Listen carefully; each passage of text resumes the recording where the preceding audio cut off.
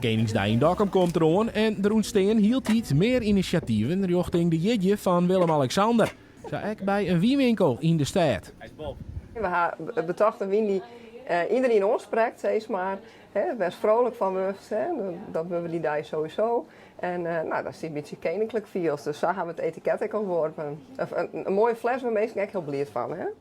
Maar hoe stal je nou zo'n Franse roséwingeer en waar houden je rekken mee? Nou, daar ga ik eigenlijk met mijn leverancier. Ik heb meerdere leveranciers voor mijn wien. Die is die ga ik bellen en zeggen van, goh, wat kun je hierop betinken? Want er mag natuurlijk een wien ergens fothelje, wat en lekker is, maar wat het echt zelf bedrukken is natuurlijk.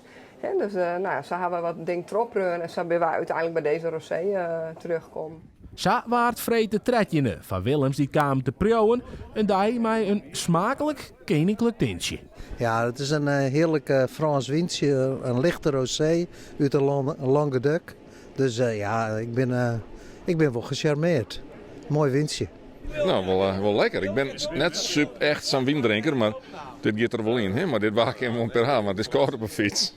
En van jou? Het is een heerlijk, lekker fris windje. Ja, super. Ja. Hoi, welkom. Willem. Ja, alsjeblieft. Ja, dankjewel. Mag ik jou naar binnen? Dat roséetje, je zei niet drinken net zo vaak wien. Drink je dan wel eens rosé of meestal witte wien of rode wien? Bij eten, reet of wit inderdaad. Maar ik ga liever stiekem toch een biertje. En joh? Ja, bier gaat er echt wel lekker in. Hè? En of een reed windje bij eten is ik hartstikke lekker. Maar ik ben stiekem toch wel een bierdrinker. Hè? Maar dit is fantastisch. Ja. De slotvraag. Krijgt Willem-Alexander mee? Nou, het zou wel het mooiste wezen natuurlijk. Dus ik probeer het wel. Om hem aan te bieden. Maar hij zal vast niks ondernemen, maar hij zou wel. Ik ben erbij. Ik ben het. Probeer ik in altijd. Of een stoer in op. Ja, je weet. Dat zou wel heel leuk wezen.